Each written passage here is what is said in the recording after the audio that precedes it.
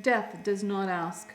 In response to the need to heed avalanche alerts from December 30th, 2008, a letter to the editor by Hetty Leach.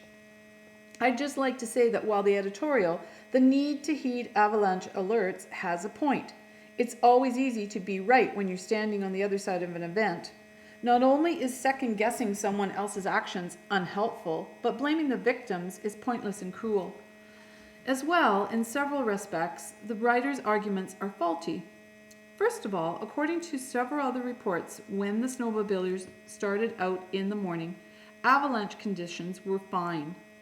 The writer of the Need to Heed suggests that they were recklessly ventured out after the area was declared a considerable risk. This is not true.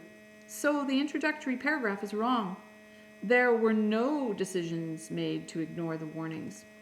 In addition, this writer seems to be blaming the victims of this tragedy. This isn't the time to lay blame. Death does not ask if you're ready. Avalanches are not stopped by the right equipment. A wall of snow doesn't care how much mountain experience you have. Heaping the deceased or the survivors with criticism serves no one. This was a natural disaster, as unstoppable as a flood or an earthquake or a tsunami. Which brings me to the second reason for considering this writer's arguments faulty. When the writer suggests that people wouldn't venture out into the ocean if there was considerable risk of drowning, he or she is overlooking the hundreds who drown every year, as well as forgetting that hundreds of thousands of people drowned, most of them on land, when the 2004 Boxing Day tsunami suddenly swept over Indonesia, Thailand, Sri Lanka, and India. Often we just can't know that considerable risk exists. The writer also suggests that people wouldn't fly if they knew there was considerable risk of the aircraft crashing. Again, this writer needs to brush up on the statistics for the number of people who have died in airline disasters. It's easy enough in reading or hearing the story to be smug about our own safety precautions, as this writer seems to be. Very few of us live, work, or play in the Rocky Mountains.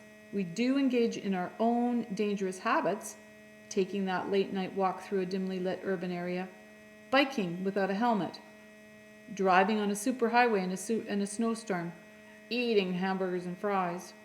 We shouldn't be heaping blame on anyone now. What we should be doing is giving the victims' friends and families our deepest sympathies. Rest in peace. These are the facts. On December 28, 2008, 11 men from the small mining community of Sparwood took a snowmobile trip into a remote area of British Columbia. They were experienced, well-equipped, and aware of the weather conditions, and they proceeded with as much caution as they could. A series of avalanches trapped them. 3 men survived, 8 men died.